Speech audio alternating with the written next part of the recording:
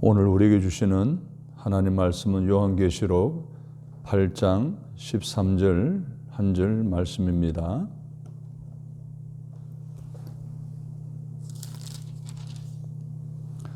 내가 또 보고 들으니 공중에 날아가는 독수리가 큰 소리로 이르되 땅에 사는 자들에게 화가 있으리니 이는 새 천사들이 부르어야 할 나팔 소리가 남아 있음이로다 하더라. 아멘. 회개할 마지막 기회라는 제목으로 말씀을 들으려고 합니다. 요한계시록 8장에서부터 11장까지는 계시록의 셋째 부분에 해당하는 말씀입니다. 일곱째 인을 떼시자 일곱 천사가 일곱 나팔을 가지고 나타났습니다. 즉 나팔은 경고를 상징하는데 이는 계시록 8장에서부터 11장까지의 주제가 심판을 주제로 하고 있다는 것입니다. 오늘 본문에서도 보면 하나님께서는 계속 경고하시고 회개의 기회를 허락해 주시는 것을 볼 수가 있습니다. 끊임없이 이 세상을 향하여 경고하시는 이 경고의 음성을 듣는 오늘 우리를 살아가는 우리들이 어떻게 해야 될 것인지 하는 것이 오늘의 주제 말씀입니다. 그 첫 번째로 경고의 말씀을 듣고 전해야 합니다.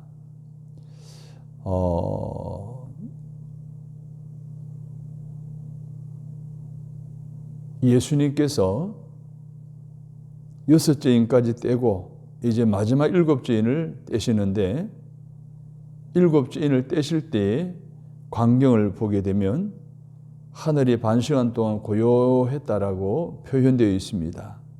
왜 이렇게 고요했을까요? 세 가지 의미가 있습니다. 하나님의 심판이 너무 강하기 때문에 두려운 나머지 하늘에 침묵이 나타났을 것이다.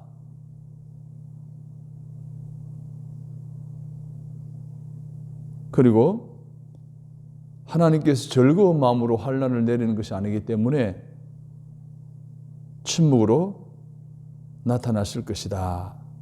세 번째로는 하나님께서 인간들을 사랑하시기 때문에 그 정황을 아시고 심판의 기회를 주시는 기간으로 보자 하는 그러한 묵상도 있습니다. 베드로서 3장 9절을 보면 주의 약속은 어떤 이에 더디다고 생각하는 것 같이 더딘 것이 아니라 오직 너희를 대하여 오래 참으사 아무도 멸망치 않고 다 회개하기에 이르기를 원하시느니라 하신 말씀을 통해서도 우리는 분명히 이 침묵하는 기간은 하나님의 음성을 듣고 빨리 회개하고 돌아오라는 그러한 기간으로 삼으시면 해석하면 좋을 것 같습니다. 자, 고요한 시간이 지난 후에 요한이 보니까 하나님 앞에 섰던 일곱 천사가 각각 나팔을 받았습니다. 나팔은 예수 그리스도의 재림과 또 심판 사건과 관련되어 불리어주는 나팔입니다. 마태복음 24장 31절에 보면 제가 큰 나팔 소리와 함께 천사들을 보내리니 저희가 그 택하신 자들을 하늘 이 끝에서 저 끝까지 사방에서 모으리라. 그리고 데살로니가전서 4장 16절에 보면 주께서 호령과 천사장의 소리와 하나님의 나팔로 친히 하늘로 쫓아 강림하시리니 그리스도 안에서 죽은 자들이 먼저 일어나고 하는 말씀을 통해서 예수님이 재림하시기 전에 예수님의 심판과 재림에 대한 그러한 관계되어서 불려주는 나팔임을 알 수가 있습니다. 자, 이렇게 하나님께서는 어느 시대나 모든 사람들에게 회개하도록 여러 차례 기회를 주셨다는 것입니다. 그러므로 우리는 때를 놓치지 말아야 됩니다. 기회를 주실 때 그런 말이 있잖아요. 있을 때 잘해. 존말할 때 잘해 라고 하지 않습니까? 이런 기회를 허락해 주실 때 우리는 하나님 말씀을 듣고 회개해야 됩니다. 매일 우리가 새벽 기도회를 통해서든지 개인적인 큐티를 통해서든지 아니면 개인적으로 성경을 읽어 내려갈 때에 하나님 우리에게 경고하시는 말씀들이 깨달아질 때가 있어요.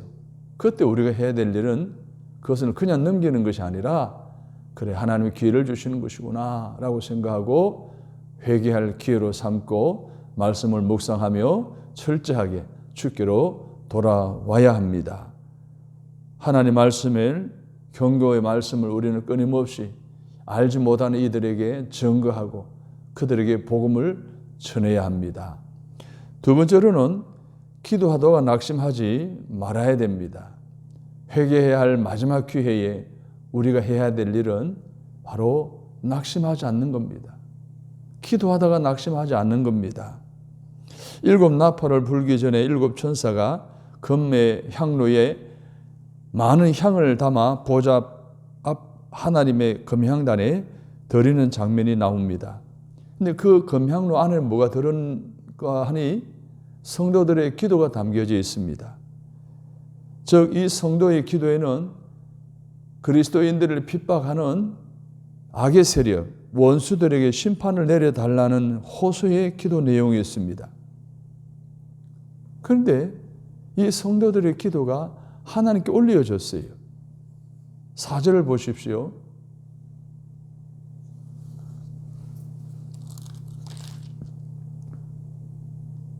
향연이 성도의 기도와 함께 천사의 손으로부터 하나님 앞으로 올라가는지라.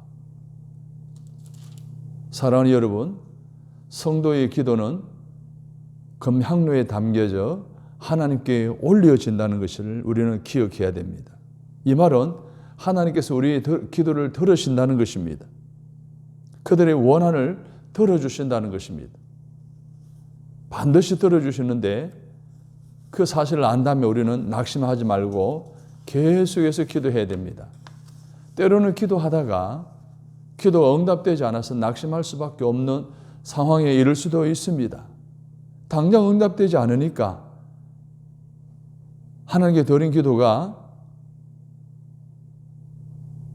응답되지 않음으로 인해 지연됨으로 인해 낙심할 수 있다는 거예요. 그렇지만 우리는 낙심할 필요가 없다는 거예요. 누가복음 18장에 보게 되면 항상 기도하고 낭망치 말아야 될 것을 저희에게 비유로 하여 하물며 하나님께서 그 밤낮 부르짖는 택하신 자들의 원한을 풀어주지 아니하시겠느냐? 저희에게 오래 참으시겠느냐? 라고 하셨습니다. 반드시 우리가 기도하면 하나님과 성도의 기도를 하늘로 올리우시고 다 받으신다는 것입니다. 그러므로 우리는 억울한 일이나 여러 가지 어려운 일을 당할 때라도 낙심하지 않고 하나님께 맡겨드리고 끝까지 기도해야 합니다. 요한복음 14장 13절에 보면 너희가 내 이름으로 무엇을 구하든지 내가 시행하리니 이는 아버지로 하여금 아들을 인하여 영광을 받으시게 하려 함이라. 내 이름으로 무엇이든지 내게 구하면 내가 시행하리라. 사랑하는 여러분, 이 마지막 회개할 기회를 주셨을 때 우리는 하나님 말씀을 듣고 그 말씀대로 전해야 되는 뿐만 아니라 낙심하지 않고 기도해야 됩니다. 하나님은 우리의 기도에 반드시 응답하십니다. 세 번째로는 재난을 하나님의 경고로 받아들여야 합니다. 성도들의 기도의 응답으로 7 천사들이 차례대로 첫 번째 나팔부터 네 번째 나팔까지 불게 됩니다. 이때 끔찍한 재앙들이 연속적으로 일어나는데 한번 구체적으로 볼까요? 7절에 보면 첫째 천사가 나팔을 보니까 땅에 재앙이 임합니다. 어떻게 해요? 피 섞인 우박과 불, 땅에 쏟아지죠. 이것은 하나님의 진노를 상징합니다. 이 재앙의 결과는 농작물이 상하고 초목이 죽고 수목의 3분의 1이 다 없어지고 각종 푸른 풀도 다 없어졌습니다. 결국은 환경오염을 발생하는 결과를 가져옵니다. 두 번째 천사가 나팔을 부니까 바다에 재앙이 임합니다. 8절 9절을 보십시오. 큰 불 붙은 산을 바다에 던지니 바다의 3분의 1이 피가 됩니다. 그러니까 바다의 생물 3분의 1이 죽게 되죠. 이 재앙은 격렬한 태풍, 물고기와 기타 바다 생물의 떼죽음, 각종 배들의 침몰, 유전시설의 붕괴로 이어지게 되는 재앙이 닥쳐오게 됩니다. 세 번째 나팔을 보니까 강과 물의 재앙이 임합니다. 10절과 11절을 보십시오. 햇불이 타는 큰 별이 하늘에서 떨어졌습니다. 강물과 모든 생물의 3분의 1이 썬물이 되고 많은 사람이 죽게 됩니다. 선과 운하, 저수지 등이 오염되고 독성을 지니게 되어 많은 사람이 독곡물에 중독되어 죽게 되었습니다. 넷째 천사가 나팔을 보니까 이상 현상이 생깁니다. 12절에 보면 그리스도의 재림이 가까이 올수록 더 상태가 심각하였으며 이를 성신의 3분의 1이 어두워졌습니다. 이 재앙들이 생각해 볼 때, 묵상해 볼 때 우리는 어떤 또 다른 재앙이 생각납니까? 이스라엘 백성들의 출애굽 당시에 하나님이 애굽 사람에게 내린 재앙이 연상되지 않습니까? 유사한 내용입니다. 이것은 곧 이 재앙을 내리는 것이 자연현상이 아니라 하나님이 내리셨다는 것을 분명히 밝혀두고 있습니다. 사랑하는 여러분, 예수님께서는 여러 가지 재난으로 교회를 핍박하던 자들을 없이 하시고 하나님께서 자기에게 주신 자들을 보호하고 계시는 것을 보게 됩니다. 요한복음 10장 28, 29절에 보면 내가 저희에게 영생을 주노니 영원히 멸망치 아니할 터이요 또 저희를 내 손에서 빼앗을 자가 없느니라. 저희를 주신 내 아버지는 만유보다 크심에 아무도 아버지 손에서 빼앗을 수 없느니라. 그렇습니다. 하나님은 이러한 재앙 가운데서도 철저하게 자기에게 허락하신 백성들을 보호하시고 지키시는 것을 보게 됩니다. 오늘날 이 현실이 4번에 걸친 나팔을 불 때 일어난 이 재앙과 동일한 비슷한 유사한 그런 여러 가지 재난들이 일어나고 있지 않습니까? 땅과 바다의 자원 고갈이 일어나고 있죠. 천재의 이변이 일어나고 있죠. 이상기후가 일어나고 있죠. 세계 곳곳에 홍수와 보지도 듣지도 못한 새로운 질병들이 계속 발생하고 있죠. 재난의 소식이 끊이지 않고 있습니다. 이 자연계의 이 모든 재난은 하나님의 경고로 보아야 됩니다. 하나님의 회개를 촉구하시는 하나님의 경고로 받아들여야 합니다. 또 세상은 안전하지 않다는 것을 깨닫고 하나님의 백성들은 세상에 소망을 두지 말고 하나님께 소망을 두는 이러한 믿음의 삶을 살아야 됩니다.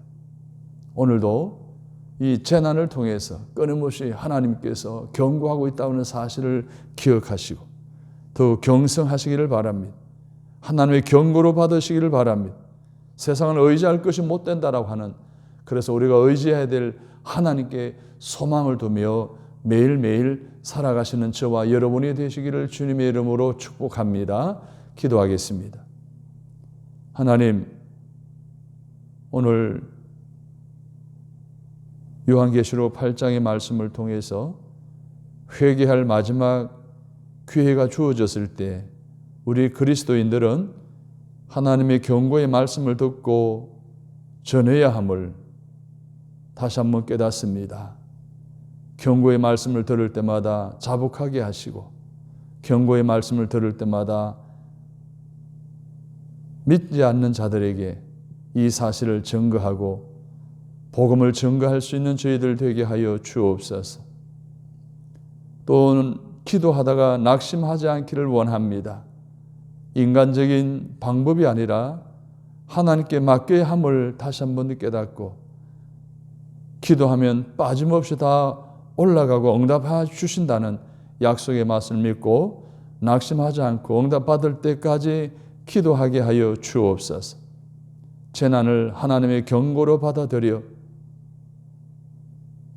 세상이 안전하지 않다는 것을 알고 세상에 소망을 두었던 삶을 영원한 하나님께 소망을 두는 저희들이 되게 축복하여 주옵소서. 오늘도 이 마지막 때에 회개할 마지막 기회로 알고 말씀을 듣고 전하고 기도하다가 낙심하지 않고 재난을 하나님의 경고로 받아들이는 지혜로운 믿음의 삶을 살아가는 저희들 되게 하여 주옵소서. 예수님의 이름으로 간절히 기도합니다. 아멘.